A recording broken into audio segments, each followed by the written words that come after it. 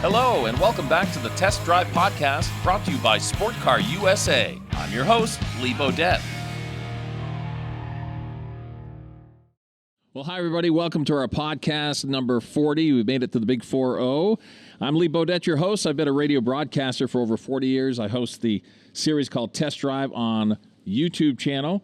I'm also the front man and host of Sport Car USA and, of course, a car enthusiast my entire life. My co-host is Scott Nickerson of Sport Car USA. Hello, Scott. How's it going, Lee? It's going very, very well. We're pleased to have as a guest today Mason Maltais. And Mason is a car enthusiast. We love talking to car enthusiasts on the show, obviously, but you are a car nut, as we are as well. Mason, welcome to our podcast. Oh, thank you very much for having me. Give us a background as to who Mason Maltais is. So I'm originally from out of state. I grew up in Massachusetts, and most of yeah, I know. Don't hold it against me. But most of my wife's family and my own have been in and around some type of muscle car or car restoration project throughout a good portion of my life. My father-in-law actually used to work for a guy who had a Hemi garage, and he restored something like 30 plus classic Mopar vehicles and so whatnot. that's where the Mopar bug. That's where the Mopar. I mean, that's where the Mopar bug comes from, and but which is really funny because my father-in-law is actually a diehard Ford guy and holds it against my wife all the time that she currently owns a Mopar. So that's why when I got my hands on his old car, it's a Mercury Cougar. So. And your wife is just as much of a car enthusiast as you are. She's worse than I am. Yeah, Desiree. Or better, depends on how you look at it. Okay, yeah. But she's definitely better than I am in many, many ways. But when it comes to, if we're treating this as a sickness, she's definitely more infected than I am. Mason, you work for a car group called Handy Cars, also a member of Sport Car USA, and we're really happy to have you. How many vehicles do you think you've owned in your entire lifetime? Do you have a number? Well, it's north of 30 at this point. Easily. I was going to say like 300. What? No, it's not. It's not being, quite that bad. No? I'm thinking like it's north of 30 in the last 6 years. Yeah. Oh, okay. That makes more sense. So probably so I would say we're probably over 40 for myself, not counting my wife. Wow. He might have you beat, Lee. Yeah, he might. Yeah, because as you know, listening to these podcasts, I've owned so many cars, it's ridiculous. I can't count them and I can't name them. That's for sure. Mason, if you had to have a top 5 of cars that you have owned, what would they be?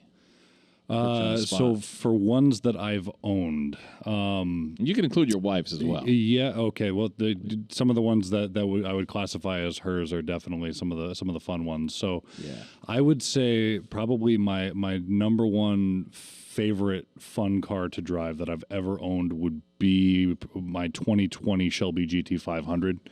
That thing was a missile with wheels. It was unbelievable. That's one that's here at Sport Car USA for sale. Yeah, it is. Well, actually, it's being sold today. It is? Oh. It's going away today. Oh, my goodness. It's a little bit traumatizing. I'm kind of glad I'm not there for it. Yeah. So it's like it's probably good though. Like bittersweet. Like you're glad it's not. It is bitter. I'm glad it's not sitting in a garage anymore, and it's sitting there right in front of me that I have to walk by it. Because that was tough. But no, that car is by far one of the most fun vehicles I've ever driven. And then I would say I really, really enjoyed my wife's first Hellcat that she had. She had a 2016 in bright orange.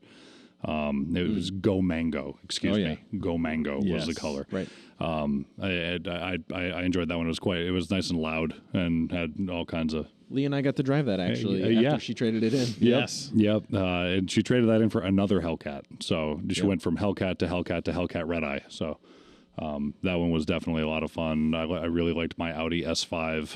Was a fun car to drive. I mean, it's tough to kind of keep a finger on all of them, and I'm probably leaving some out, and there are some that I like for other reasons and whatnot. But for sports cars, those are definitely my top 3 that we've had. I know you mentioned the GT500 as your favorite of all time. Mm-hmm. I'm going to ask you a question.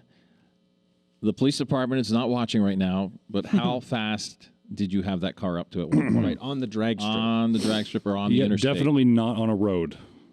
Okay. Right. That's a good Close answer. course.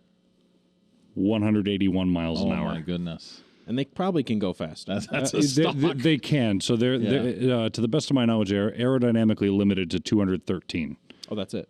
normally. Like without touching them. I believe stop. that Ford actually puts in. I don't know if it's part of the track pack or what, but I know that in some of the GT500s for the Shelbys, they actually electronically limit them to 186. And part of that experiment was actually to see if mine was one of the ones that was affected by that. Didn't quite get the opportunity to get all the way Close. there because there was a turn coming up, so I decided that 180 around a corner was not a great idea. So, but I mean, on the list of dumb things that you could do, that's probably pretty high up there. So Yeah, I wouldn't do it. no. So I don't know if that one was actually one that was limited to 186 or not. Yeah. But they do that because when you get the carbon fiber track pack with the Shelby GT500, they actually give you an F1 style wing for the rear. And it gives you so much downforce once you get over that 186 number. That's actually, I think, something like 450 or 500 pounds of downforce on the rear wheels. Wow. Like if it gets much higher than that with all the other arrows, it'll actually crack the suspension in the rear. Because it's pulling the car down too It's hard. pushing the car down so hard that so they said, no, we're not going to do that. So Over-engineered. yeah, so they made it so that it wouldn't go any faster than that. But if you don't have the F1 wing and you just have the normal slipstream style, It might go fast. It definitely should be able to go faster. It just won't corner as hard. So You see, ladies and gentlemen, this is a real car guy, Mason Maltais, and he knows his stuff inside and out. When did the car bug hit you? Was it as a child or as a teenager? So it was as a teenager, and I was watching an early 2000s movie, Triple X, and it stars Vin Diesel. Vin Diesel, yeah. And there is a car in that movie. Like there's a scene where he has to get where he has a guy get him like 10 exotic cars and stuff like that. And most of them are your typical pasta rockets, where they're Lamborghinis and Ferraris and stuff like that, which are all gorgeous cars. But that wasn't really the one that gave me the bug. It was the 1967 Pontiac GTO in plum color, in plum purple. I believe it was plum crazy. Oh, plum crazy is it was the Mopar color, but Mopar, yeah. But yeah, that Pontiac GTO, for whatever reason, it gave me that itch from that point on, and someday I will own one.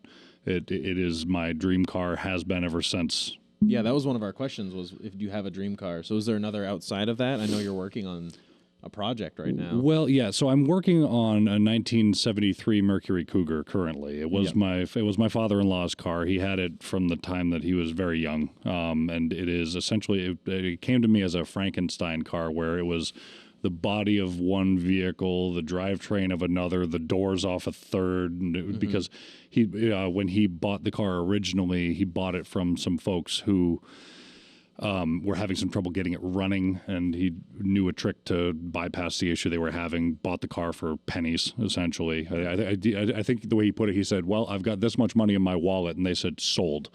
So they didn't want the hassle of dealing with it. I think he paid like $200 or $300 for it. So it was that's a good deal. He got it running that day. Blew that motor, bought another whole car. Drove that car, realized that the frame was bent in that one, swapped the motor into a different one, and so on. It just it became this whole thing that persisted for a long time. And his dream was to fix the car up and give it to my wife as her first car. Oh, nice. Because it would just be like a nice heirloom type thing. Unfortunately, there was some body work that was done to it along the way that did not go to plan and caused all the windows to leak. And not great. Water in a car sitting stationary outside, not great. No. So, along the way, we had the opportunity to take the car off his hands and begin restoration on it. And where we started with it was, okay, it looks like it's got some body work that needs to be done, and whatnot. We can just replace some of these panels and so on, and then we'll revamp the drivetrain, upgrade the suspension, and so on. Just kind of and do a little bit of stuff with the car to make it fun, cool, and then we'll either give it back to him or let him drive it whenever he wants to come up and visit, and so on. It has turned into another animal entirely, which anybody who's ever restored a car is probably nodding their head right now going, could have told you that. Yeah. So I think the only things on it that are original to the vehicle that we got are the trunk lid, the top half of the rear fenders, the left front inner fender wall, and the engine block itself. Everything else has had to be either custom welded, fitted, or replaced. And so the body is the metalwork is all done. It is in primer. The motor is built, and at this point, I am working on trying to figure out what transmission and drivetrain and rear end and et cetera that needs to go in it, because the motor is no longer the 189 horsepower stock 351 Windsor that would have been in it. It now makes over 500 horsepower with over 500 torque. Now, in today's world, it's pretty easy, I would think. At least I've been hearing stories about getting those parts that are much needed to finish the restoration. Have you had any obstacles? It's really, I guess the obstacles that we've run into would more than not are just around not just the quality of the parts that we want to try and get our hands on to make sure that, I'm a big fan of, do it right, do it once.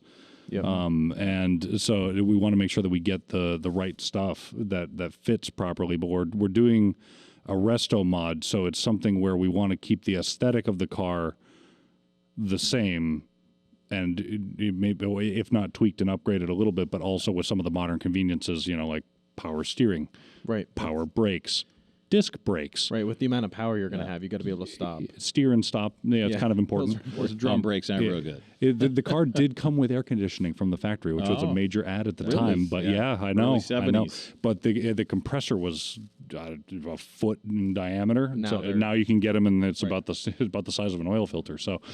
There's all kinds of different things that need to be done to it. And of course, it was a car of the 70s, so they took a 351 cubic inch V8, and they were making, I don't know if you heard me a minute ago, 189 horsepower was the high output variety. So you can put a pretty large engine in there. Oh, no, I'm using the exact same block. Oh, okay. We took the 351, we bored it out to 408 cubic inches, put a stroker kit in it, new heads, new cams, new crank, new pistons, new rods.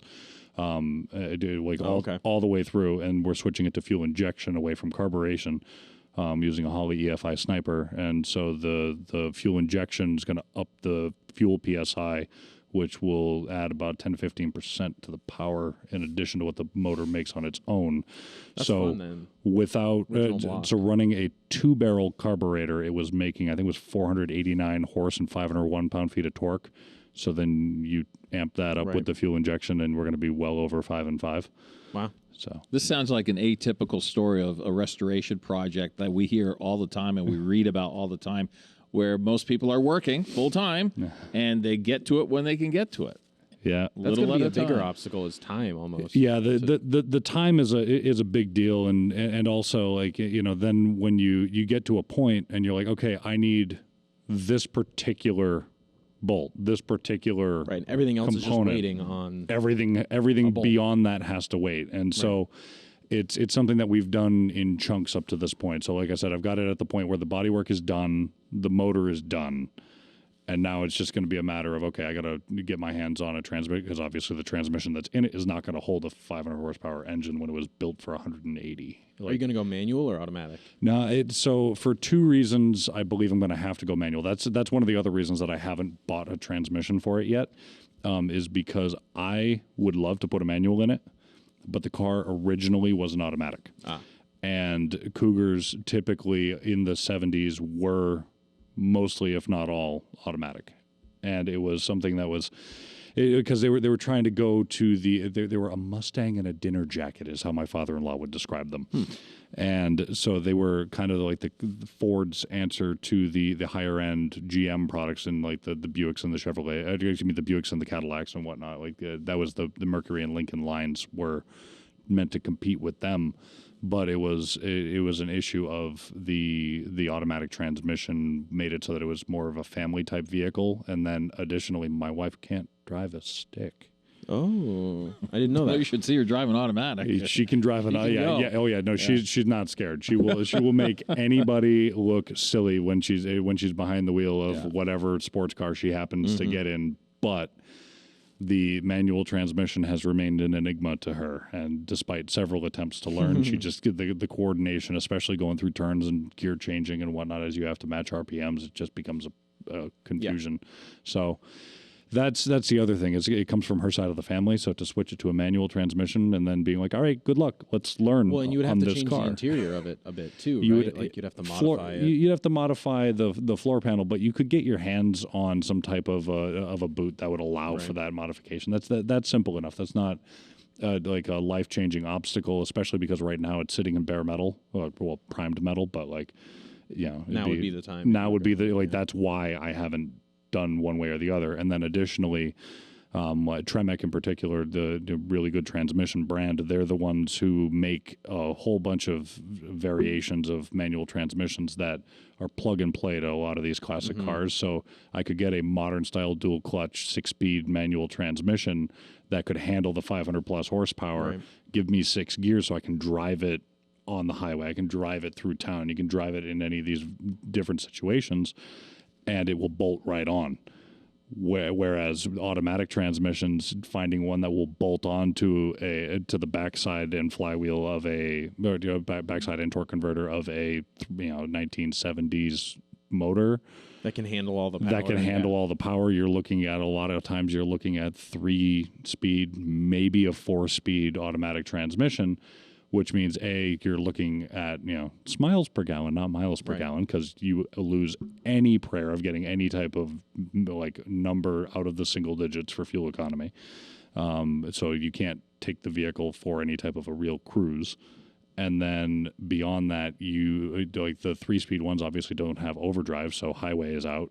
Otherwise, you're running the engine at high RPMs the entire time, or you're looking at not being able to get through town without accidentally ripping the tires off the road on occasion because it's got crazy power and it just wants to put it on the ground. So you take it from being something that you can drive to something that essentially has to go to a track. But it's not powerful enough to really warrant that. So it's kind of a weird catch-22 when you look at a lot of this stuff. So it really, because then if you're just talking transmission, that's one thing, but then you also have to look at how that matches up with the gear ratio in the rear end when you're building that, and what transmission you put in dictates what you have for a drive shaft, because all of these are rear wheel drive. So it's a whole thing. So just like Buick and Chevy, Dodge and Chrysler, Ford and Mercury, they're all kind of in the same company, right? Well, So I mean, one's a more luxury edition than like the lower tier. Like Ford, Mercury was always their higher tier. Mercury, tuxedo. Mercury was their mid range. So what a lot of what the big three, the Detroit auto manufacturers, did is rather than having full product lines through their brand for people to graduate through, what they did was they used the brand names as their differentiators. So like tiers. So when you got it, so like when you were starting out, you would have a Ford. And then when you got the career job and you were having the household and stuff like that, you would graduate to a Mercury, or you would graduate from a Chevy to a Buick, or from a Pontiac into a Chevy into a Buick, and so on. Yeah. And then once you had really made it, if you were really successful, that's when you would get the Cadillac, or you get the Lincoln, or you get the and so on. And so like they use the brands as the statuses, and then the trim levels of the cars within the brands to show like who really belonged, as it were. So it was a very much a status symbol type thing to have a particular brand. As we've moved into the modern era for scale of economy in terms of the manufacturing process, they've gone to making a lot of the same cars essentially between the different brands. And so when you look at a Buick with a comparable model Chevrolet, at the Chevrolet at the high tier versus like a second from the top on the Buick, like they're essentially the same car. So a lot of these manufacturers, like you look at GM, they did away with their Pontiac line. You look at Ford, they did away with the Mercury line, and so it's because they found that they were just competing with themselves for their own sales. Right. And so now they have, like, everybody typically has their core line, and then they have their luxury line. Right. And There's just two. Yeah, there's just tiers, two. yeah. With the one exception, of course, being GM, because they still have Chevrolet, Buick, Cadillac, and GMC. Where GMC has kind of become that mid-luxury tier for them that they've stuck with. Chevrolet, kind of the entry level one, Right. but then Buick is not, like, on the U.S. side. It's kind of the odd duck. You're like, I don't know necessarily how this fits, but it's because it is such a massive success overseas for whatever reason, especially in the Chinese market. Like the Buick line is just massive. And really, So the they're like, we older have to keep it. generation, the older folks out there tend to go towards the Buicks. And so that's why, if you look at their advertising line, it's like, oh wait, that's a Buick. Right. That's kind of their tagline. It's Exactly. Tiger Woods. Tiger Woods used to represent Buick. No, exactly. You know exactly what they were doing. Your 73 Mercury Cougar. Yep. What was the sister car in Ford? Was it Mustang? It wasn't the Torino. No. Not the Ford Torino. No. Okay, it was the Mustang. It was the Mustang. It is so. When I was getting parts for this thing, I needed a cowl because the cowl was rotten. It was full of pinholes, and so I needed a firewall because the firewall had a mouse nest in the airbox, and so we cut the old one out. Like, okay, well, looking at custom welding and all this other stuff, and then we went, well, hold on a second. Sized up a comparable year Mustang, fit like a glove. Huh. The only things that are pretty much identical. They were identical. Wow. They were the same car. The floor in that car is from a Mustang. Oh, that works out well. Yeah, So it's probably easier to find Mustang parts. Mustang Cougar parts are easy. So, like, the differences when you look at the Cougar versus the Mustang are primarily in your outside body panels. And I found a place on the West Coast that actually dealt in a lot of the body panels and whatnot, thankfully. But the particular one that is very, very, very different is actually in the trunk and the rear quarter panels, because on the Cougar they actually come to a fit point behind the wheel, and it is actually included in the floor of the trunk.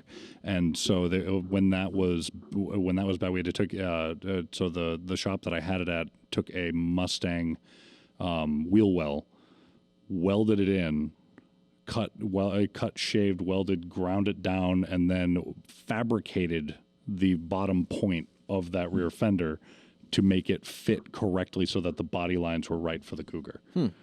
Do you remember what year the Cougar was when they had the sequential taillights in the back? So mine actually still has that. Yours has that. Yeah, that was one of the big upgrades when you went from a Mustang to a Cougar. That was one of the calling cards. It was kind of one of their things that they were famous for. That's cool. And my father-in-law in particular was very, very excited about the fact that he still has the little module for this car that you put in to make the lights blink sequentially. Because we had a Are you neighbor. swapping them out with like LED lights and stuff, and you just have to keep that module, or how does that work? Leo, look away. I'm going to find a modern way to do it, and if we end up having to lose that, it is what it is. But We had a neighbor. Yeah.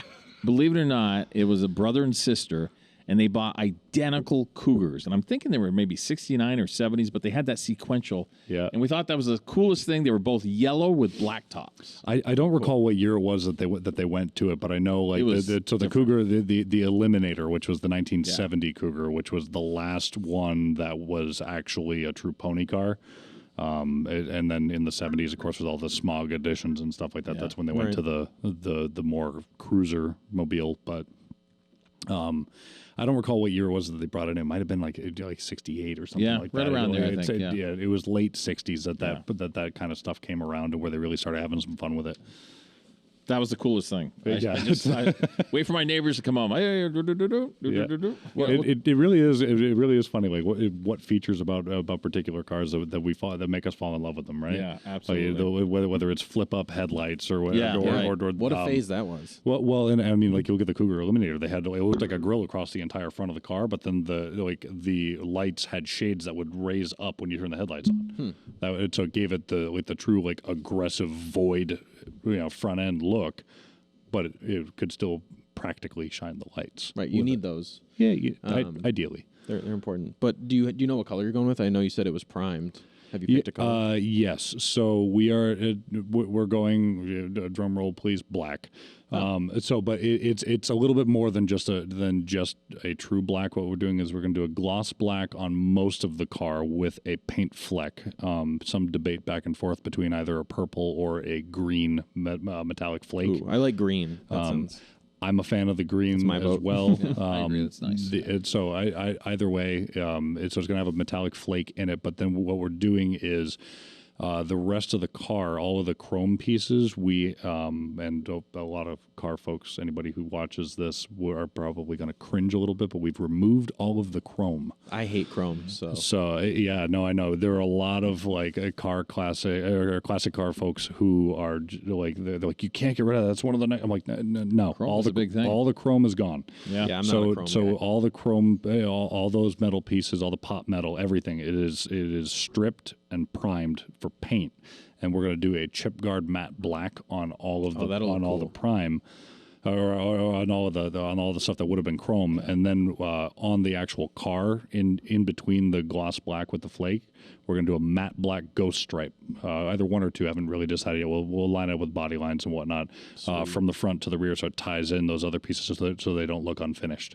That'll look cool. It'll be a black on black, but it'll have like some black on black, and the headlights on that car. For anybody who's familiar with with the '73 body style for the Cougar, they have like the bug eye headlights. They've got 4 of them, and so that we're actually going to get the style that are similar to, I believe Harley does them, where they're a black backer with an LED.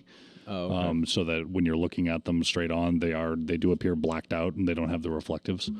So but that way it keeps it with that true matte black. Everything is blacked out look, and then it'll still be functional. And dark interior as well, black interior. So ideally, yes, it's actually going to be a black and brown, because we're. So it is funny. My father-in-law's kind of collected pieces for his Franken car over the years, and when we got it from him, there were 3 dashboards. The same, 3. all of the same dashboard. Yeah, all came with one car. Yeah. Huh. So there's the one that came out of the car originally, because the car was just a base model, or excuse me, it wasn't a base model. It was like a premium model. But the sport version of the Cougar was the XR7.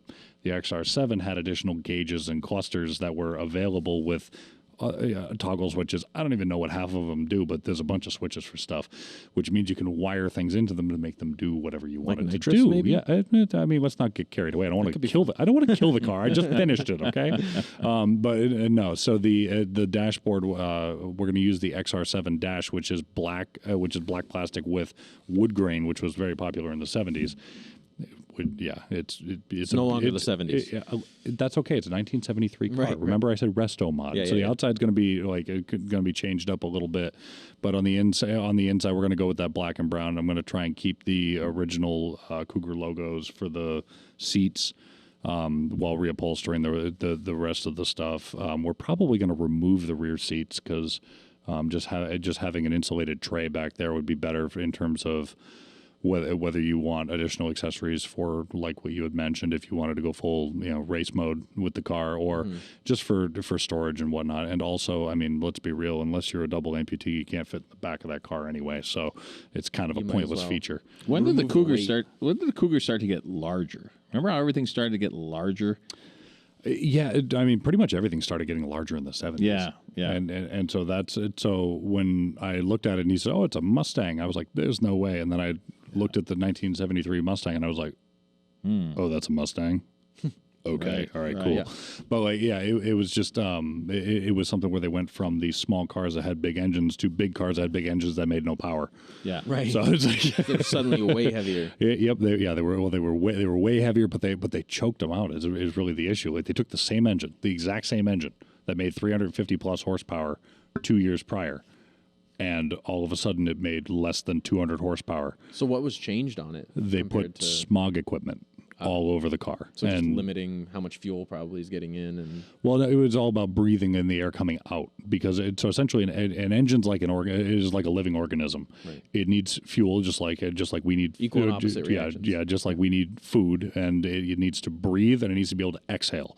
And if it can't do if it doesn't have the fuel and it doesn't get the air coming in or the air going out, it chokes out. And so the smog equipment was put there to obviously reduce the amount of, brown haze over cities, which, in and of itself, not a bad thing. Right. But it in effect, it took the fun out of a lot of the cars. And so one of the things that you can very easily do to any of those vehicles is you'll have to tweak the fuel air mix on your carburetor, but you can just remove the smog equipment and drastically impact your vehicle's horsepower without having to do anything mechanical to it. Right. Then in the late 70s, early 80s time frame, I'm guessing, they had the energy crisis. Mm-hmm. And that's when... I'm sure that was definitely not related to all of a sudden making every vehicle extremely fuel inefficient. Oh, no, not at all, right? Yeah, no. Definitely no cause and effect there. The Mustang 2. Yeah.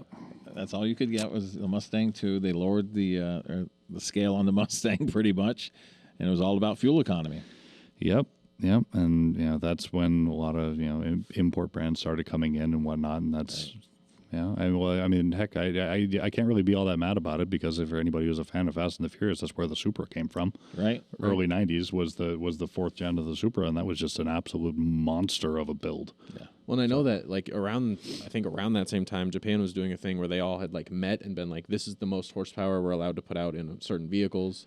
Well, yeah, Europe did that, and Japan did that. They have a gentleman's agreement that the cars would not have more than, I think it was 300x horsepower, right. And they didn't, but if you just take this one thing out, suddenly you unlocked all the actual horsepower. Yeah, so Toyota said, okay, yep, we'll play by your rules. I think they marketed it. It was 325 or something like that, and then but it on a dyno without any modifications would dyno 60 horsepower higher. Mm-hmm. Oops, and sorry for the clerical error.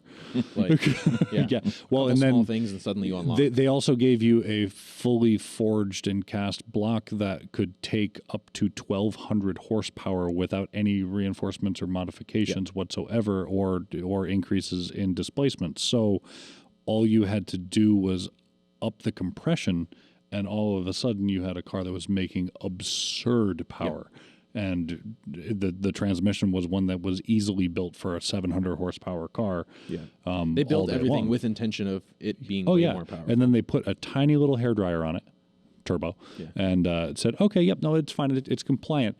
Definitely don't change that turbo, whatever you do. Yeah. Right. All it takes is a slightly larger turbo, and and all of a sudden it's a car that just destroys everything. And of course we're talking about the old 2JZ motor. Mm-hmm. And then Nissan did something similar in their Skyline /GTR.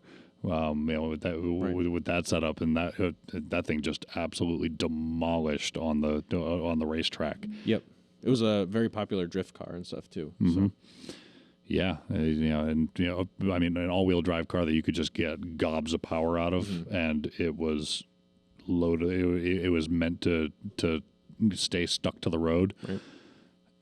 I mean, it's kind of hard to beat that. I mean, you can get more power out of the Supra, but it's a rear-wheel drive, so you would lose out on corners and whatnot. Right. So it just, it made for a nice little rivalry that wasn't really a rivalry on any track, but in the tuner world. The Supra folks definitely got their laughs in. That's for sure. Yeah. Well, here we had those the Shelby Chargers and stuff that were little hatches and lawnmowers basically. Yeah, yeah. And and I mean, when you look at how the Shelby Cobra came around. They took an AC tub and stuffed a giant Cobra Jet V8 in it. Here's a 427 horsepower, 427 cubic inch motor in a car that weighs 1,200 pounds. Right. Have fun, don't die. Do the math on that. Right. Well, Mason, before we let you go, we've talked quite a bit about your 73 Mercury Cougar project. Is there a timeline? Is there a date that Sport Car USA will actually be able to show it on one of our podcasts?